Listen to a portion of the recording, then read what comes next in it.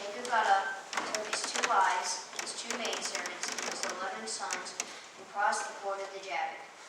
After he had sent them across the stream, he had sent over all his possessions. So Jacob was left alone, and a man wrestled with him till daybreak.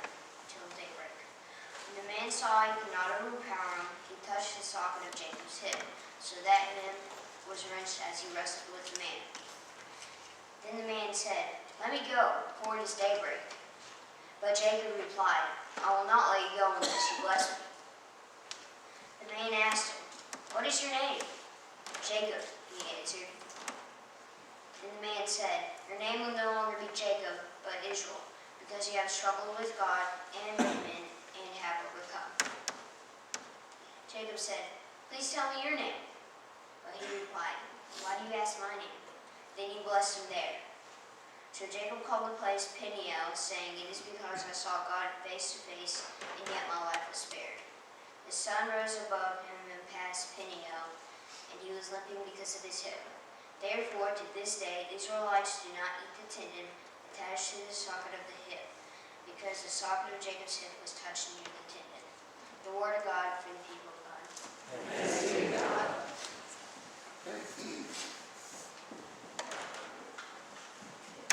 In this corner, we have the son of Isaac, the husband of Rachel and Leah, the brother of mighty Esau.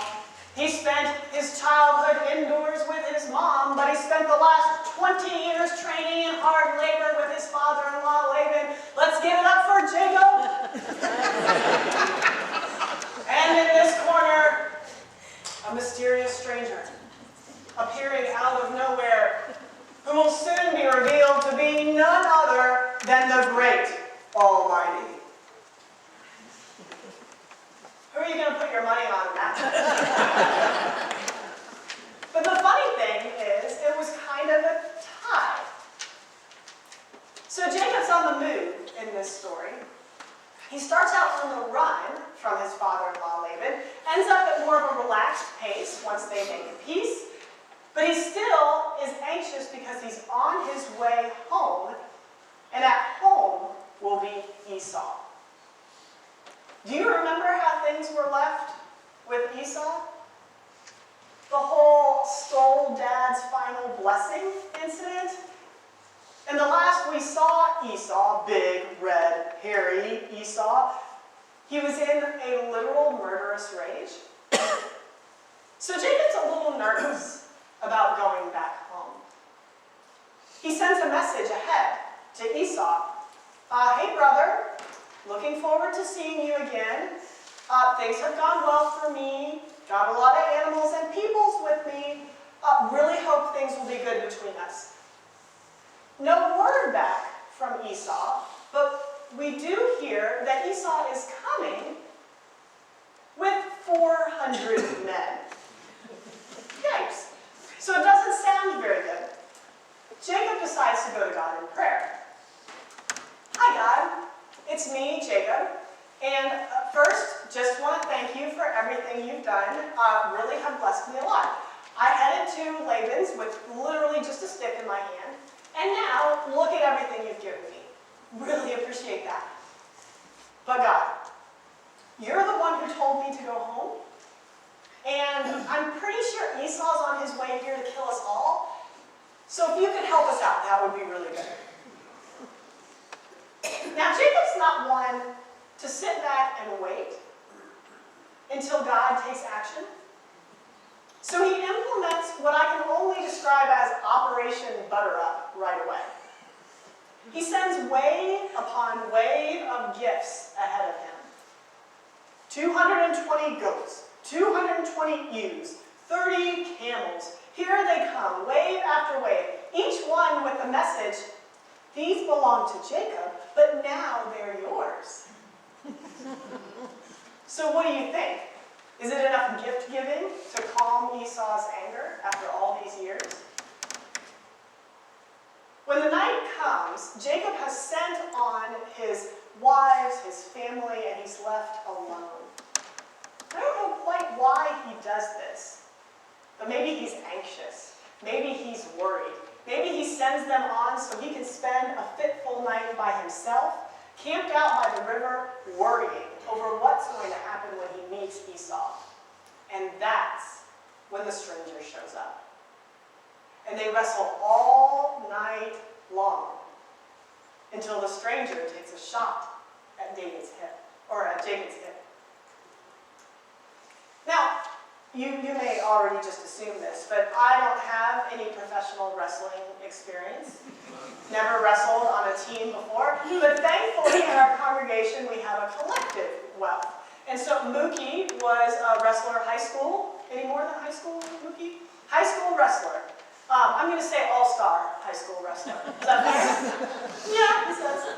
So I called Mookie this week to ask him some clarifying questions, because I had a few about this match.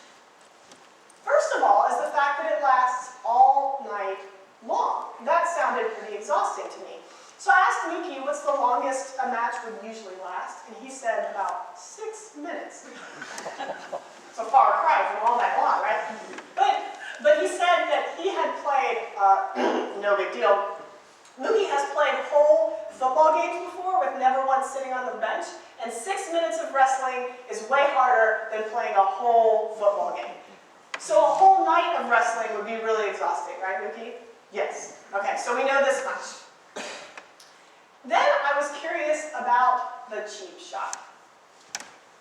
It's always struck me as interesting that God throws Jacob's hip out. And I get it that there wasn't a referee there, maybe there weren't clearly defined rules, but this seems to be some kind of violation, right? So I asked Mookie, how common, did he ever get cheap shots thrown at him when he was wrestling? To which he laughed. Apparently Mookie was more on the giving end of the cheap shots than the receiving. So I guess it's normal that these happen, and I asked him, so if this is a match that went on and on, right, between God and Jacob, I'm imagining a match between two wrestlers where you're going toe-to-toe, you're kind of even. And I wondered, would it be very tempting at that point to throw one of Mookie's signature cheap shots? And he said yes. So maybe this explains why after a whole night of wrestling together, God and Jacob, God finally just takes it to Jacob's hip and is done with it. All right, so I went back to my sermon writing, sat in front of my computer, started to type away, but it just didn't sit right. I still had this feeling like I was missing a piece, like there's something I wasn't understanding. And then Friday night, I did something that revealed to me that I might be looking at the wrestling match a little incorrectly. So I was thinking a wrestling match like maybe we have in high school, right? But the difference is, in a high school wrestling match, the wrestlers are theoretically even. I mean, you have weight classes, right, that guarantee you're at least in the same ballpark. In this all-night match, we're talking about God Almighty with Jacob. And it's not even big hairy Esau. You know, it's just Jacob, soft-skinned Jacob. It's not an even match. And then, Friday night, I did something that I think is closer to what happens between God and Jacob. I wrestled with Reed. Now, Reed, my 3-year-old, calls it playing cuddle. And I can only explain this to you, if you have sons, boys, maybe you get this. This is how boys cuddle, is that it's more like fighting. So Reed says, Mom, let's go play cuddle. And that means that he wants to go to our queen-size bed and use it as a wrestling mat to go toe-to-toe. And this cuddling, it looks nothing like cuddling. It's really wrestling. He will bear up and jump at me, and then I'm supposed to grab him and fling him down and bounce off the mat. And he loves it. And then he wants to grip hands, and he pushes, I'm gonna beat you. There's winners and losers in cuddling, apparently. And we fight and we battle. Now, it will sometimes look as though Reed is winning, right? Because I want to play into the drama. We're having fun with this. A little back and forth. But Reed's never really going to win, right? I mean, at least not at this stage. Maybe once he gets older, but right now I have about 100 pounds on him. So I'm always in control. In fact, this is clearly demonstrated by the fact that I can decide whenever the wrestling match is over, I throw him down, pin him down, declare it's bedtime, and he begins to weep. I'm always in control. I am the mom, and I decide what happens. And after we did a round or 2 or 20 of playing cuddle like this on Friday night, I thought maybe this is more what was happening between God and Jacob. Not an evenly pitted match that went all night long, but more of a divine father wrestling with one of his children as long as it took. I imagine Jacob on that night, worried, thinking about his brother, wondering what will happen to himself and his family, everything he has, wondering if he's made a big mistake in coming back this way. And I can't help but think that this night would have been a sleepless one for him, whether or not a wrestler showed up.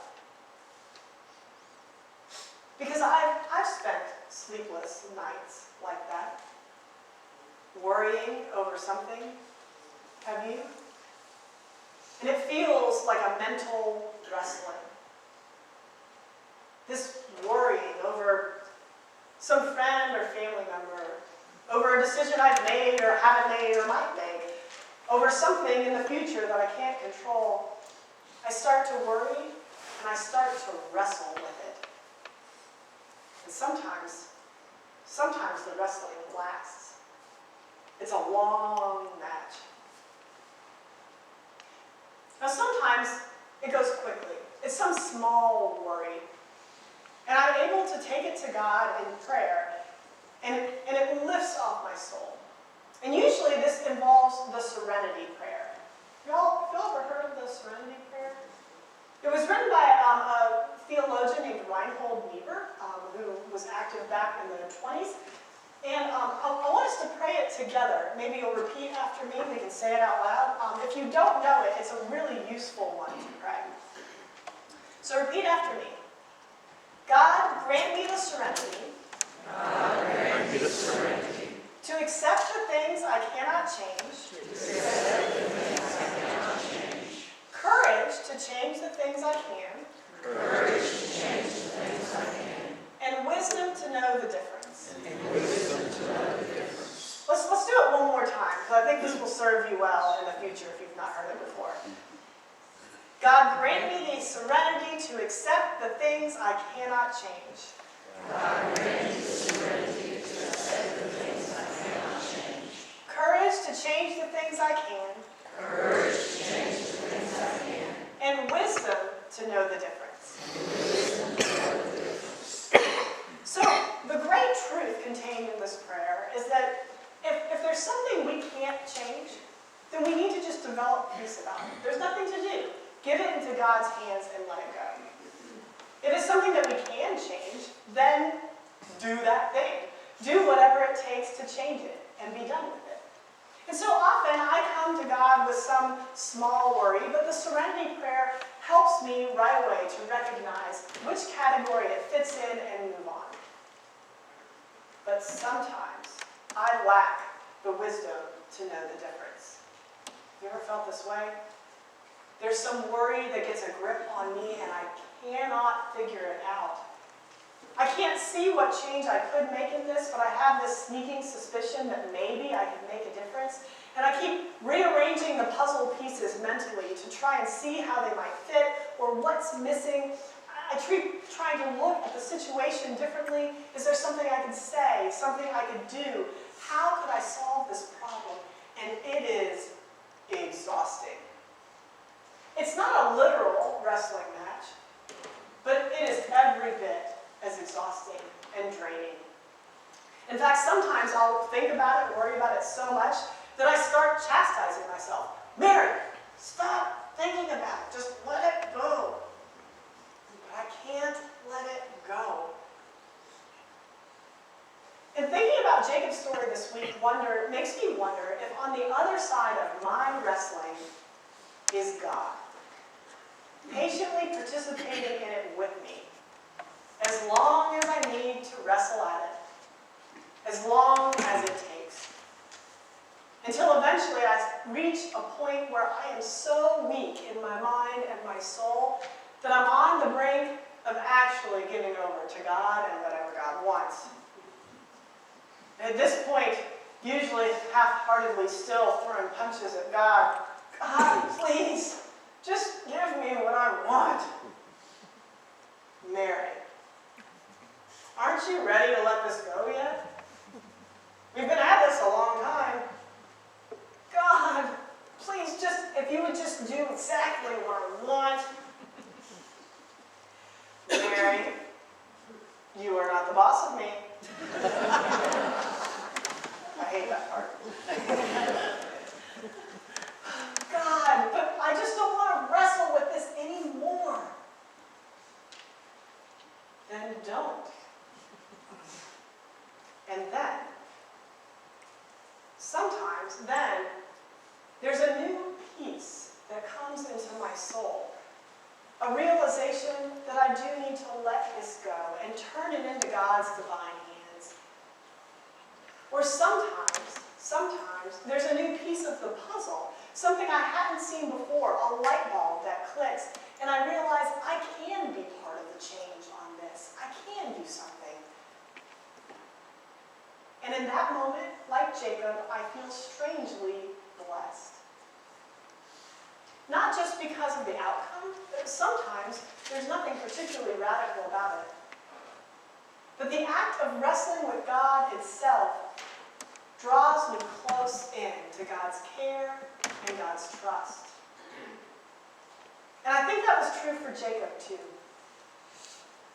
God blesses Jacob before Jacob goes to meet Esau. In fact, when Jacob does encounter Esau, he seems still pretty nervous about it, unsure what will happen. But at the end of the all-night wrestling match, God changes Jacob's name because Jacob is already blessed, because Jacob has wrestled with God.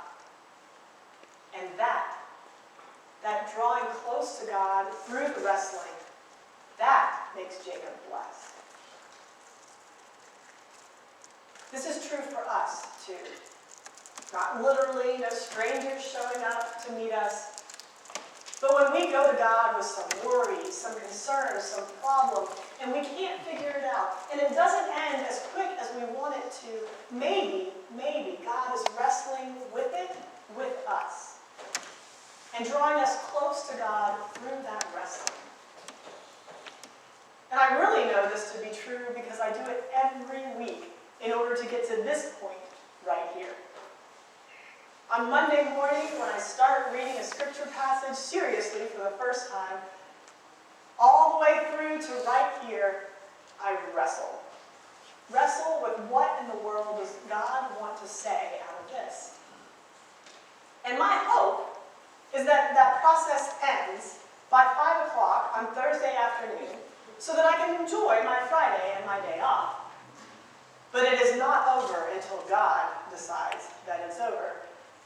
And there are some weeks like this one where the wrestling continues into Friday and into Saturday and waking up before my alarm this morning because I think I finally got how God wanted it to end after all. And it is exhausting and it leaves me feeling whooped. But I am blessed because it draws me close to God in it. And the wonder of our Creator God is that our God is willing to wrestle with Jacob and all of us, and to use that to draw us close. Our God is big and in charge and in control. And God is daring you, inviting you, saying, come on, bring it to me, and let's wrestle.